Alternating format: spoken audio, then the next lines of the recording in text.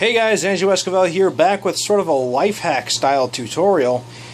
So let's say you have a bunch of fish and you're going on vacation.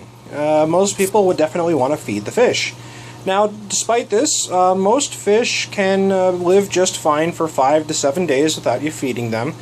But it feels wrong to do that, personally, so I like to make sure they have some sort of food if I have to leave for an extended period of time.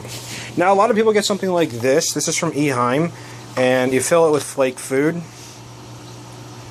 and what happens is you program it and it'll spin, and provided the little gate is open, it'll drop flake food into the tank. I know it's really dirty. It's because I have evaporating hard water, and some of the hard water deposits get on that, but that's beside the point. Now that works, and that's fine, but let me show you something that I kind of found out on my own that I've noticed my fish do. So in a previous tutorial I went over how to make a custom tank divider for my 40-gallon breeder. Well, turns out algae builds up on this tank divider pretty well.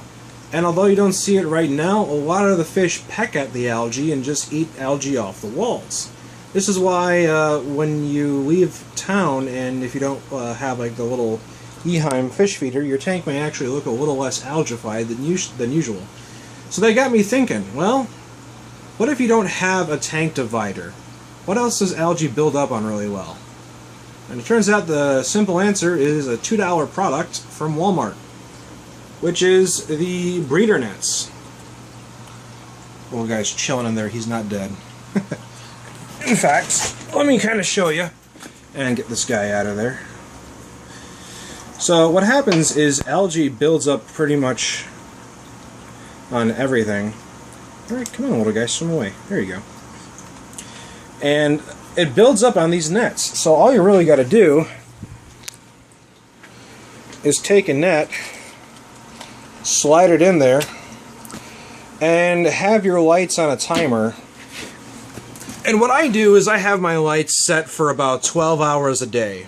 And what this will do is it will allow algae to build up on the surfaces of the breeder net, which provide food for the fish. Food that is constantly renewing itself, because light plus water plus a little bit of warmth equals algae. And the fish are already poking at it because there's some leftover algae on this one. And they'll do it to pretty much everything. You could set up a bunch of these breeder nets if you really wanted to, and you don't have to put anything in it. Algae just builds up on the net. And that feeds the fish. You can see some of the fish have poo straggling down from themselves, and I haven't fed them in a little while. It's been a few days, and that's generally actually acceptable for most fish, because their stomachs are about the size of their eye, and they don't actually need to be fed so heavily. Some people really overfeed their fish, and this is kind of why you don't really need to overfeed the fish, because they will find plenty of other sources for food if you give them a chance to kind of scout around the tank. So I thought I would just show this little life hack. It's definitely not a permanent solution for food because it does not provide all the nutrition that your fish are going to need, but if you're going on a business trip or you're going out of town for a little bit, this little trick might come in handy. So thought I would share it. Sounded like something worth sharing, and hope you guys liked it.